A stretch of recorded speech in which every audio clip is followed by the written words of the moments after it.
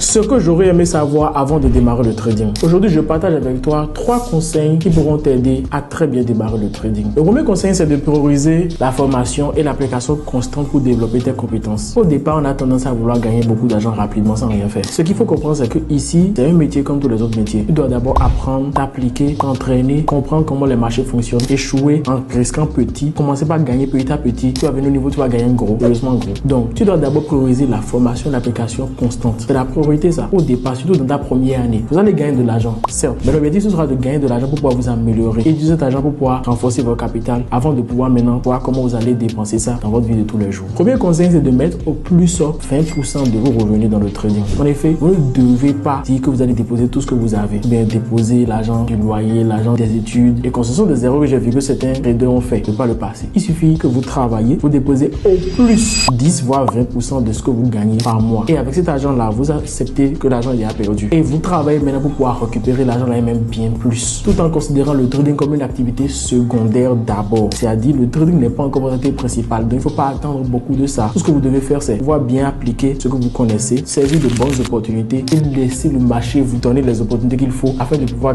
gagner de l'argent maintenant, fructifier ce capital-là. Ou ensuite penser à faire un retrait pour vous faire plaisir, pour pouvoir faire une récompense mentale. Mais vous ne devez pas mettre la charrue avant les bœufs en disant que le trading est une activité principale en voulant faire du n'importe quoi avec votre capital de départ. Troisième et dernier conseil, c'est de ne pas être isolé. C'est vrai que le trading c'est un métier solitaire, mais être isolé est suicidaire ici parce que vous allez être confronté à des biais psychologiques et émotionnels. En étant seul, vous ne pouvez pas facilement les gérer au départ. Donc je vous invite à faire partie d'une communauté. Et quand on parle de communauté, il y a Freedom Trading Group qui est une communauté qui vous aidera à pouvoir aller très vite et très loin vers vos objectifs. Freedom Group, nous avons comme mission de pouvoir bâtir une communauté véritablement rentable qui chemine ensemble vers la liberté et la richesse dans tous les domaines de votre vie et qui par ricochet contribue au développement du continent africain. Donc si ça vous intéresse, il suffit juste de nous écrire pour pouvoir intégrer la communauté. Nous allons vous accompagner à devenir de très bons traders à pouvoir réussir. Pour également pouvoir échanger avec toi et pouvoir répondre à tes questions sur le trading, j'organise le dimanche 18 août prochain à 20h30 heure du Bénin une séance de questions-réponses via Zoom. Si ça t'intéresse, il suffit simplement de m'écrire FAQ via WhatsApp sur le numéro +229 36 08 13